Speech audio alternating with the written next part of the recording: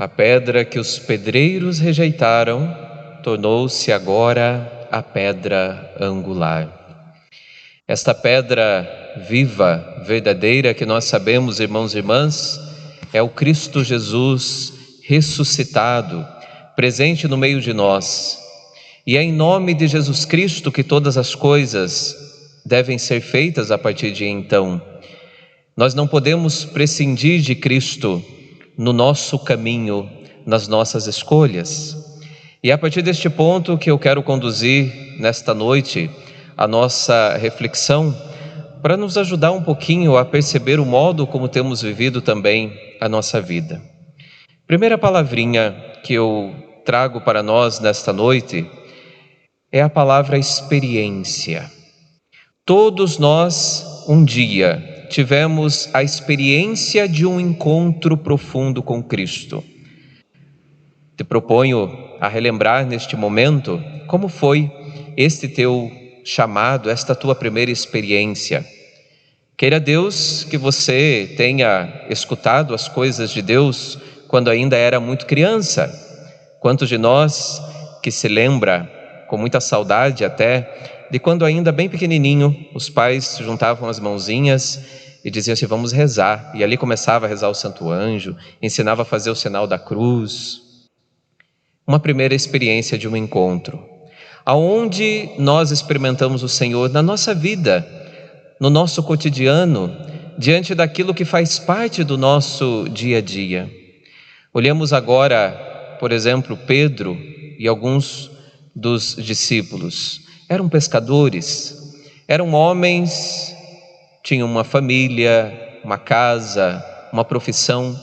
E foi justamente neste ambiente que eles fizeram uma experiência de um encontro com o Senhor que os chamou para um algo a mais. E eu aproveito este momento também para fazer uso de algumas palavras da homilia que o Papa Francisco nos apresentou neste dia, justamente recordando esta familiaridade. É a partir da nossa vida que o Senhor nos chama, é a partir do nosso trabalho, é a partir do nosso dia a dia. Pedro, vamos usá-lo como exemplo, era um pescador, um excelente pescador. Foi chamado pelo Senhor neste seu cotidiano de pescaria. No entanto, a partir do momento em que ele foi chamado pelo Senhor, este chamado o provoca a fazer um caminho de intimidade com Jesus Cristo, de modo que a partir de agora ele já não pode mais prescindir de Jesus, ele não pode mais querer fazer aquilo que fazia, esquecendo-se do caminho que o Senhor fez com ele. E hoje no Evangelho, o que nós percebemos é justamente isso. De repente, Pedro, que é aquele que foi colocado pelo próprio Cristo como sendo o primeiro dos apóstolos, a pedra, Simão, tu és Pedro, e sobre esta pedra edificarei a minha igreja. Recordemos Jesus também esta pedra, então, esta íntima unidade, comunhão de vida que Pedro formava com Jesus. De repente, olha a atitude deste homem, diante do sofrimento, da ausência de Cristo, sem perceber a sua presença real ali no meio deles, ele convida alguns, convida Natanael, Tomé, convida Tiago e João, convida outros 2 discípulos para irem pescar. Vou pescar. E eles, nós vamos contigo. Mas Pedro se esqueceu que agora uma pescaria que não leva consigo a Jesus Cristo tende a fracassar. Passam a noite toda e na noite eles não conseguem nenhum peixe. Esqueceram-se de Jesus. Nesta palavra eu trago esta reflexão também para você, na tua casa, na tua vida, na tua vivência familiar. Quantas vezes, meus irmãos e irmãs, nós tivemos a oportunidade de escutar a palavra do Senhor proclamada aqui nesse ambão. Tivemos a oportunidade de comungar à mesa da Eucaristia. Mas de repente, quando voltávamos para a nossa casa, para o nosso trabalho, para os nossos afazeres, como que tristes, nos esquecíamos da presença de Cristo, que não está somente aqui na igreja, mas que deve estar conosco em tantos momentos. E então experimentamos a noite, e então experimentamos os sofrimentos, as perdas, as desilusões, os momentos difíceis. Diante de uma noite toda sem conseguir pescar, Pedro e os demais se deparam com os seus limites, com o seu fracasso. Quem não coloca Jesus na sua vida, fracassa. No entanto, o caminho que Deus faz com os seus é um caminho belíssimo. E de repente Jesus, logo pela manhã, aparece ali naquela praia, pedindo que aqueles que ali estão o alimentem. Moço, tendes algo para comer? E naquele instante os olhos e o coração daqueles discípulos começam a se abrir, começando pelo próprio Pedro. Quando o discípulo amado diz, é o Senhor, Pedro fica com muita vergonha, Pedro está nu, ou seja, ele deixou de lado tudo aquilo que o Senhor tinha feito por ele quis voltar atrás, ele quis voltar para a vida de antes. Ele coloca a roupa, ele redescobre a sua dignidade, se lança ao mar, e ele, a partir daqui, vai de novo fazer este caminho de um encontro com o ressuscitado, porque o ressuscitado está ali e quer de novo resgatar esta intimidade, quer de novo resgatar os laços de comunhão, de vida, de comunhão com cada um deles.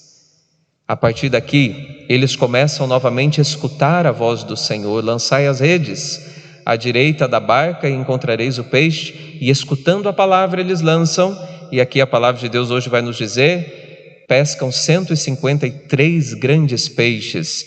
E aqui neste número nós temos representada toda a igreja, a barca, as redes, aonde todos os peixes, todos os cristãos, todos aqueles que foram chamados pelo Senhor são capazes de permanecer, e esta rede não se rompe. Ou seja, nada pode destruir aquilo que é desejo de Deus. Pode o mundo de toda forma querer que nós nos esqueçamos de Cristo. A igreja pode sofrer perseguições de todos os tipos, e como nós temos visto nesses dias, as perseguições por aí, a igreja de Cristo que continua sendo ferida, sendo massacrada, através de missionários que são mortos em tantos lugares, através de pessoas, e olha que coisa terrível, inclusive católicos, que falam mal da sua própria igreja, que falam mal do Papa, que falam mal das pessoas da sua igreja, que tem a língua mais comprida do que não sei o que, e que saem falando por aí de todo mundo, se esquecendo de que é Deus quem conduz a sua igreja, e o mal jamais poderá prevalecer. O demônio tenta de toda forma nos confundir, nos colocar na noite.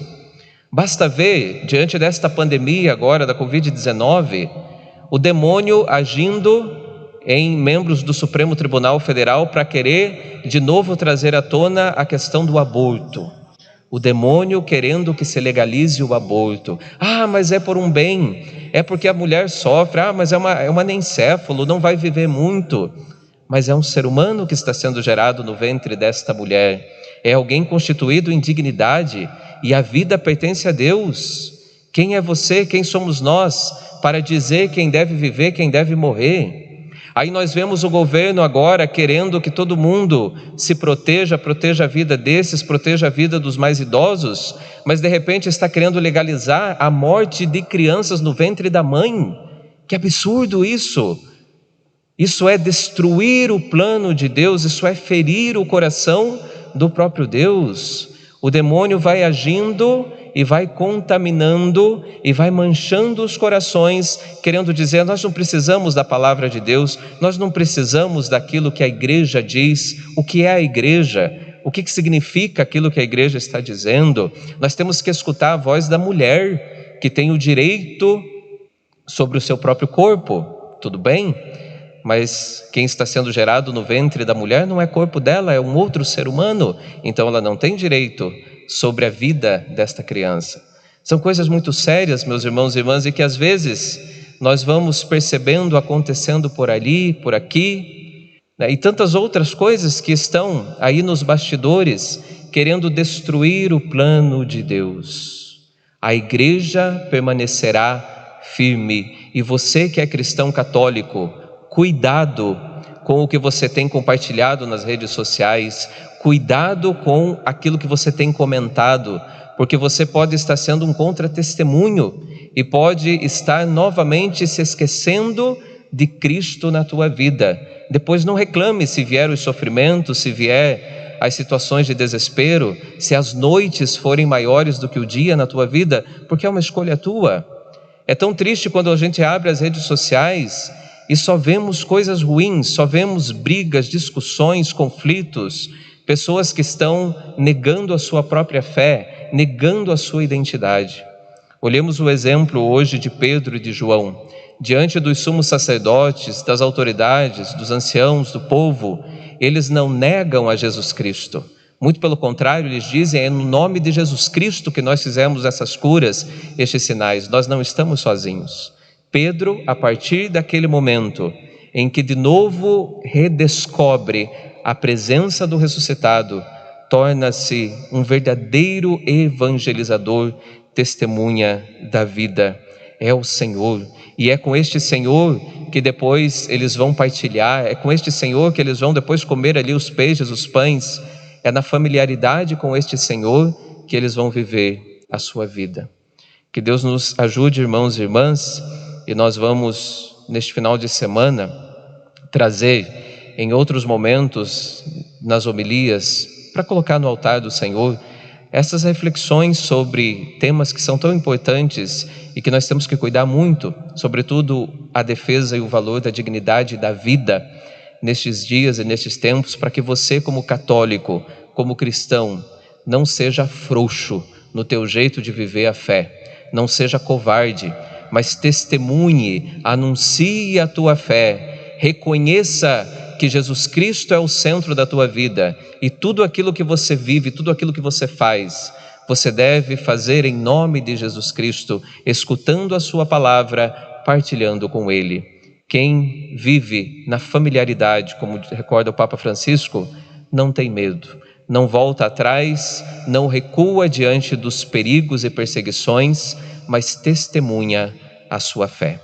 Que o ressuscitado nos ajude neste caminho, para que, acima de tudo, tenhamos o amor e a vida como valores perenes em nosso lar e no nosso jeito de viver a fé.